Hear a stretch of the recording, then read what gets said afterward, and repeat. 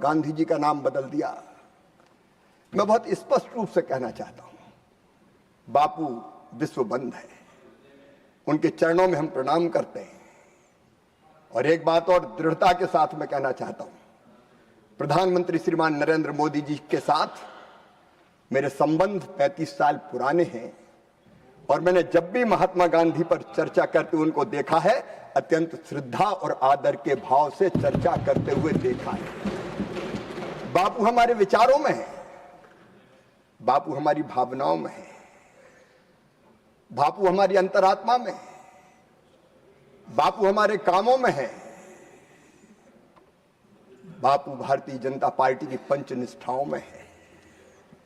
हमने सदैव बापू का आदर किया है, हमने बापू को भी माना और बापू की भी मानी है। कुछ लोग ऐसे जरूर है जो नाम कह लेते हैं बापू बापू बापू, लेकिन कभी बापू की नहीं मानी। माननीय उपसभापति महोदय, बापू जी ने तो कहा था कांग्रेस भंग कर दो, विसर्जन कर दो, विसर्जन करो, आजादी देश को प्राप्त हो गई। अब लोक सेवक संघ बनाओ, और राजनीतिक दल अगर बने। सुन लीजिए सर, उनका इतिहास आप सुन लीजिए अपना प्लीज। अभी तो मैंने प्रारंभ भी किया है उपसभापति। नहीं, ये सही नहीं। आप सब लोगों ने बोला, इन लोगों ने सुना, आप इनको सुनिए। नहीं जयराम जी, आप बैठ जाए प्लीज, बोले। लेकिन प्लीज, आजादी की लड़ाई की पूंजी को अपनी पार्टी के खाते में जमा करने के लिए कांग्रेस जीवित रखने का अपराध किया तो कांग्रेस के तत्कालीन नेतृत्व ने किया। आपने कब बापू की मानी? देश का विभाजन बापू के विचार की हत्या थी। देश में आपातकाल लगाना 1975 में, यह बापू जी के विचार की हत्या थी। ऐसा भ्रष्टाचार भयानक, मेरा विषय नहीं है, मैं आज इस पर विस्तार से चर्चा नहीं करूंगा। क्या बापू के विचार की हत्या नहीं थी? मैं माननीय उपसभापति महोदय आज फिर अपनी वचनबद्धता दोहराता हूं, अगर हमारी सरकार चल रही है तो पूज्य बापू जी के विचार, पंडित दीनदयाल उपाध्याय जी के विचार।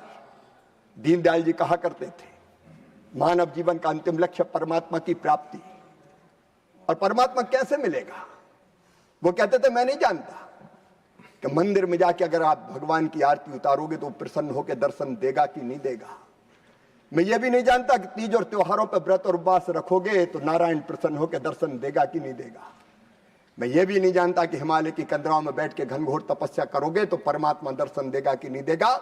लेकिन मैं अच्छी तरह जानता हूं कि यदि दीनों की सेवा कर ली, दुखियों की सेवा कर ली, अरे अगर गरीबों की आंखों के आंसू पहुंच दिए तो गरीबों की उन्हीं आंखों में तुम्हें साक्षात नारायण के दर्शन होंगे, साक्षात परमात्मा दिखाई देगा।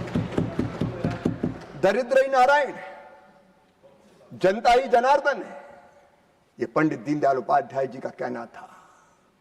माननीय उपसभापति महोदय, पंडित दीनदयाल जी हो, डॉक्टर श्यामा प्रसाद मुखर्जी हो, जिन्होंने कहा था कभी एक देश में दो निशान, दो विधान, दो प्रधान नहीं चलेंगे, और वो संकल्प पूरा किया आदरणीय नरेंद्र मोदी जी की सरकार। लोकनायक जयप्रकाश नारायण, अटल बिहारी वाजपेयी जी हो, लाल कृष्ण आडवाणी जी हो, उनके विचारों के आधार पर हमारी सरकार